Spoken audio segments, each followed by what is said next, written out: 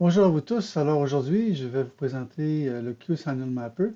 Alors ici, voyez-vous, lorsque je clique sur l'une des trois images du haut, celle du bas change automatiquement pour celle sur laquelle je viens de cliquer.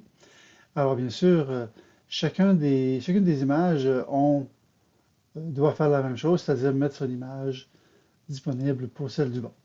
Alors au lieu de créer trois slots différents pour chacune de mes images, je pourrais faire en sorte d'en avoir un seul et simplement l'adapter en fonction de celui sur lequel j'aurai cliqué. Alors, pour être en mesure de faire cela, je me dois d'ajouter un QSignal Mapper. Donc, c'est ce que j'ai fait ici. Donc, j'ai ajouté un QSignal Mapper. Alors, bien sûr, j'ai le slot changer image que je conserve, mais je vais ici lui ajouter un attribut qui va être un entier, puisque c'est cet entier qui va me permettre de distinguer l'une des trois images. Alors, ici, j'ai une boucle for qui me permet d'aller mettre une image pour chacune de celles-ci. Mais j'en profite aussi pour créer une connexion. Alors, je vais créer une connexion avec l'image que j'ai. Donc, ici, j'ai un tableau de trois images et je vais bien sûr le relier avec le signal clic. Donc, lorsque je vais cliquer sur l'une des images, alors je vais l'associer avec mon QSignal Mapper avec le slot map. Et ce qui sera bien sûr important par la suite, c'est de faire un set mapping. Donc, avec mon mapper, je vais faire un set mapping. Alors, pour l'objet que je viens de cliquer, je vais lui donner une valeur entière correspondante. Alors ici, je vais lui attribuer des valeurs 1, 2 ou 3, puisque mes images se nomment image B01, image B02 et image B03. C'est pour cette raison que ici j'ai mis I plus 1, puisque ici dans ma boucle, I varie de 0 jusqu'à 2 inclusivement.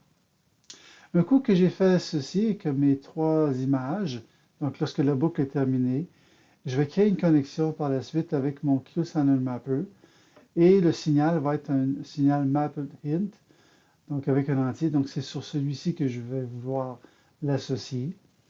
Et lorsque ça va avoir lieu, alors je vais lui demander de faire appel au slot changer image.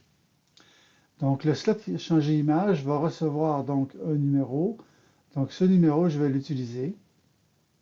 Alors j'ai une variable nom de fichier dans laquelle j'ai mis le début du chemin avec le nom du fichier.